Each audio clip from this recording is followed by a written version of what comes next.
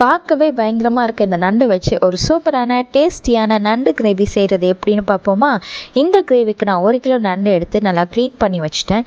கிரேவிக்கு 4 வெங்காயம், 7-8 பச்சை மிளகா, 2 துண்டு இஞ்சி, 10 பல் பூண்டு சேர்த்து ஒரு கிரேவியை ரெடி பண்ணிக்கிட்டேன். இந்த கிரேவிக்கு கொஞ்சம் ஸ்வீட்னஸ்க்காக நம்ம கொஞ்சம் தேங்காய், 1 ஸ்பூன் சோம்பு, 1 ஸ்பூன் சீரகம் சேர்த்து இன்னொரு பேஸ்ட்டும் ரெடி பண்ணியாச்சு.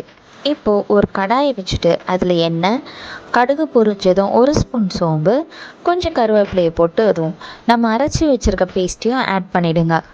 இந்த பேஸ்ட் ஆட் பண்ணதும் கொஞ்சம் உப்பு, 1 ஸ்பூன் மஞ்சள்தூள், நம்ம காரத்துக்கு தேவையான மாதிரி மிளகாத்தூள் ஆட் பண்ணிவிட்டு நல்லா வதக்கி விட்டுருங்க. இந்த கிரேவிலேருந்து தண்ணி கொஞ்சம் பிரிஞ்சு வரும். அது வரைக்கும் நல்லா வதக்கி விட்டால் தான் நமக்கு பச்சை ஸ்மெல் எதுவும் வராது. ஸோ இப்போ 1 ஸ்பூன் பெப்பரையும் ஆட் பண்ணிக்கோங்க.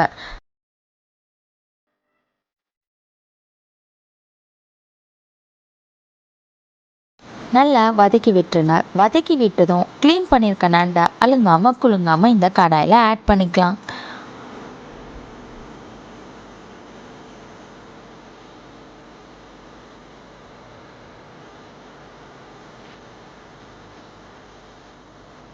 நண்டு ஆட் பண்ணினதும் இந்த கிரேவியோட ஸ்மெல்லே வேறு மாதிரி மாறிடும். நண்டு ஆட் பண்ணினதும் நல்லா மசாலாவோட ஒன்று சேர நல்லா வதக்கி விட்டுருங்க. கொஞ்ச நேரம் கழித்து நம்ம அரைச்சி வச்சுருக்க தேங்காய் பேஸ்ட்டும் ஆட் பண்ணிவிட்டு கொஞ்சமாக தண்ணி ஊற்றிட்டு நல்லா மிக்ஸ் பண்ணி விட்டுருங்க. மசாலா எல்லாம் ஒன்றா ஆட் ஆகிற மாதிரி வச்சுக்கோங்க. இப்போது கொஞ்சம் கொத்தமல்லியை மேலே தூவி விட்டு நல்லா மிக்ஸ் பண்ணி விட்டுட்டு அடுப்பை சிம்மில் வச்சுருங்க. இப்போது ஒரு தட்டு போட்டு மூடிட்டு 5 to 7 மினிட்ஸ் நம்ம ஸ்லோ ஃப்ளேம்லேயே குக் பண்ணணும்.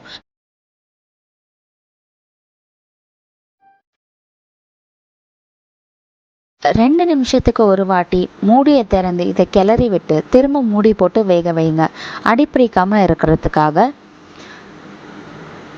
7 நிமிஷம் கழித்து நம்ம ஓப்பன் பண்ணி பார்த்தோன்னா இந்த தண்ணியெல்லாம் நல்லா ட்ரை ஆகிட்டு கிரேவி ரெடி ஆகிருக்கும். இந்த கிரேவி ஸ்மெல் சும்மா அல்டிமேட்டாக இருக்கும். இதை நான் சுட சுட செஞ்ச மீன் குழம்புக்கு சைடிஷ்ஷாக வச்சு சாப்பிட போகிறேன். நீங்களும் உங்களுக்கு நண்டு பிடிக்கும்னா செஞ்சு பார்த்துட்டு கமெண்ட்ஸில் சொல்லுங்கள். Thanks for